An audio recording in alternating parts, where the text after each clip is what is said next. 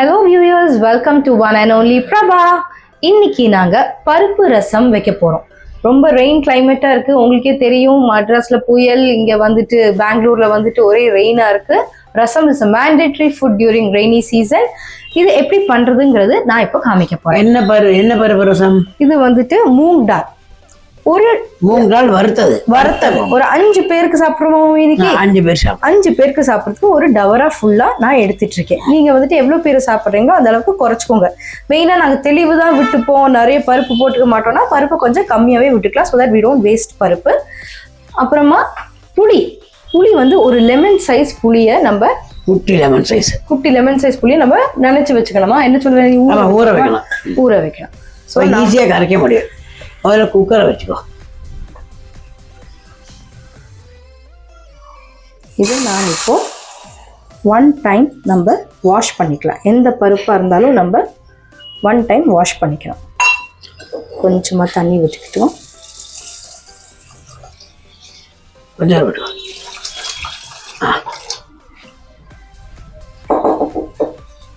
எங்கள் அம்மா இருக்காங்க பார்த்தீங்களா, இந்த பருப்பு தண்ணியெல்லாம் வாஷ் பண்ணுறாங்களே, அதெல்லாம் வேஸ்ட் பண்ணக்கூடாது, அதெல்லாம் செடிக்கு விடணும் அப்படின்னு சொல்லி எண்ணெய் போட்டு படுத்துவாங்க. செடி வந்து தண்ணி காடும்.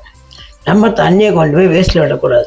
எந்த காய்கறி தண்ணியானாலும், பருப்பு வாஷ் பண்ணாலும், அரிசி வாஷ் பண்ணாலும், செடி இருக்கிற வீடுகளில் அதை செடியிலே போட்டுருவோம். இதை நம்ம நல்லா வாஷ் பண்ணியாச்சு. அடுத்தது நம்ம இதை குக்கரில் போடலாம். ஆஸ் யூஷுவல் பருப்பு போட்டால் நம்ம அடுத்தது என்ன போடணும்? குக்கரில் மஞ்சள் பொடி போடணும்.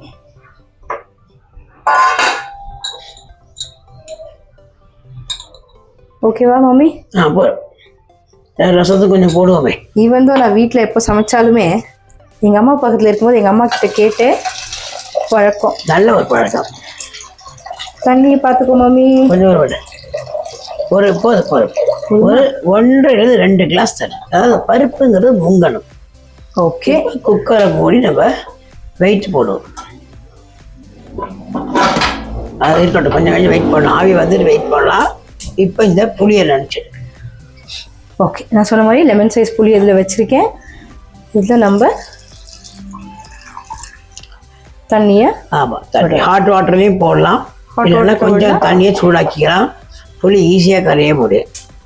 இப்போ நம்ம அடுத்தது இந்த பக்கம் பண்ணணும். அது இதுவா மம்மி? ஆமாம், பார்த்தீங்களா, அது கூட எனக்கு தெரியலை. அடுத்தது நம்ம என்ன பண்ண போகிறோம்? குக்கருக்கு நம்ம அடுத்தது காப்பு விசில் போட. பால் பொங்கியாச்சு, காப்பு குடிக்க வரும். குக்கருக்கு விசில போட்டாச்சு. எவ்வளோ சவுண்டுக்கு வைக்கணுமா? ஒரு 3 o'clock 3 சவுண்டு வரும். தோரம் 5 சவுண்டு வேணாம். பாசி பருப்பு 3 சவுண்டு வச்சு 5 minutes சிம்லேயே போட்டுக்கோ. ஓகே, ஸோ இதை திறந்துட்டு நாங்கள் எப்படி பண்ணுறதுங்கிறத காமிக்கிறோம்.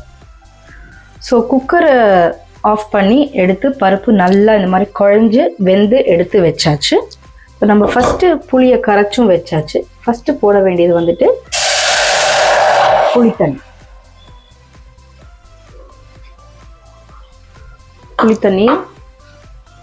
கொஞ்சம் கூட தண்ணி விட்டுக்கோங்க. புளி திக்காக இருந்ததுன்னா அது நீங்கள் எப்படி கரைச்சி வைக்கிறீங்கிறது பொறுத்து. அடுத்தது நம்ம திருப்பி கொஞ்சமாக, ஆல்ரெடி பருப்பில் மஞ்சள் பொடி போட்டதுனால கொஞ்சமாக மஞ்சள் பொடி, சால்ட்டு.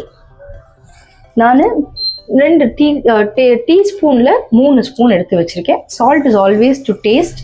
உங்களுக்கு எவ்வளோ வேணுமோ அவ்வளோ சால்ட்டு வச்சுக்கோங்க. ரசமானதுனால அப்புறம் வேணால் போட்டுக்கலாம். அப்புறம் கூட போட்டுக்கலாம். நான் லைட்டாக ஸ்டிர் பண்ணிக்கிறேன். அடுத்தது நான் கொஞ்சம் ஜீரக பொடி எடுத்து வச்சுருக்கேன். ஜீரா பவுடர், கொஞ்சம் கொத்தமல்லி பவுடர், ரெயின் சீசன் அப்படிங்கிறதுனால கொஞ்சம் பெப்பர் எடுத்து வச்சுருக்கேன். இது எல்லாத்தையும் நல்லா ஸ்டிர் பண்ணிக்கோங்க. அதுக்கப்புறமா எங்கள் வீட்டில் எப்போவுமே ரசத்துக்கு வெல்லம் போடுவோம். நீங்கள் உங்கள் வீட்டில் போடுவீங்கன்னா நீங்களும் போடலாம். சாஃப்ட்னர் இல்லாட்டி கொஞ்சம் லைட்டாக திதிக்கணும். எங்களுக்கு ரசம் லைட்டாக திதிக்கணும். வெல்லம் நல்லா கரையட்டும். கரைஞ்சிட்டு நான் உங்களுக்கு காமிக்கிறேன். ஸோ நல்லா வெல்லம் கரைஞ்சாச்சு. இப்போது நான் பெருங்காய பொடி போடுறேன். ரொம்ப முக்கியம் ரசத்துக்கு. நல்ல பெருங்காயம் ஸ்மெல் வரதுங்கிறது வெரி வெரி இம்பார்ட்டண்ட். இதை முடிச்சுட்டு நம்ம போட வேண்டியது ரசம் பவுடர். இப்போ நான் ரசம் பவுடரை ஒரு எவ்வளோ டேபிள் ஸ்பூன் மாமி? ஒரு 3 ஸ்பூன் போட்டுக்கலாம். ரசப்பொடி வந்து சில வீடு ரசப்பொடி அவ்வளோ தயாரித்து வச்சிருப்பா, அந்த ரசப்பொடி போடலாம். சிலவா எம்டிஆர் யூஸ் பண்ணுவா, சிலவா சக்தி யூஸ் பண்ணுவா. எந்த ரசப்பொடி யூஸ் பண்ணுறீங்களோ அந்த ரசப்பொடி ஒரு 3 ஸ்பூன் போட்டுக்கணும். அது ரசம்ங்க சாம்பார் மாதிரி இல்லை, திக்காக இருக்கக்கூட தின்னாக இருக்கணும். ஸோ நல்லா தண்ணியை விட்டு கரைச்சிக்கணும். இந்த மாதிரி தண்ணியை விட்டு கரைச்சிக்கணும். டேரெக்டாக ரசப்பொடி அதுக்குள்ளே போடக்கூடாது. இப்போ நான் இன்னும் கொஞ்சம் பவுடர் இருக்குது, கொஞ்சம் கூட நான் கரைச்சிக்கிறேன். நிறைய தண்ணி எக்ஸ்ட்ரா விடுறேன். எப்படினாலும் தண்ணி விடணும் ரசத்துக்கு நிறைய. இது நல்லா கொதிக்கணும். ரசப்பொடியோட வாசனை போகும். கொஞ்சம் கூட தண்ணி விடணுமா மாமி? வேண்டாம், இது நல்லா கொதிக்கட்டும். இப்போ நல்லா கொதிச்சு வந்தாச்சு. எப்பவுமே ரசம் போடுறோம், சாம்பார் போடுறோம், நல்லா கொதிக்கணும். கொஞ்சமாக மல்லி போட்டுட்டு லாஸ்ட்டில் நிறைய போட்டுக்கலாம். நான் கொஞ்சம் கொத்தமல்லி போடுறேன். நல்லா ஸ்மெல் வரும் அதுக்கு, ரசத்துக்கு. அரோமா, ஸ்மெல் சொல்லக்கூடாது, அரோமா. ஓகேவா? இப்போ நான் அடுத்தது போட போகிறது நல்லா வேக வச்ச பருப்பு. இப்போ பார்த்தீங்களா ரசத்தோட குவான்டிட்டி ஆட்டோமேட்டிக்காக ஜாஸ்தி ஆகிடும். பருப்பு பார்த்து கொஞ்சம் அலம்பி விட்டுடலாம்.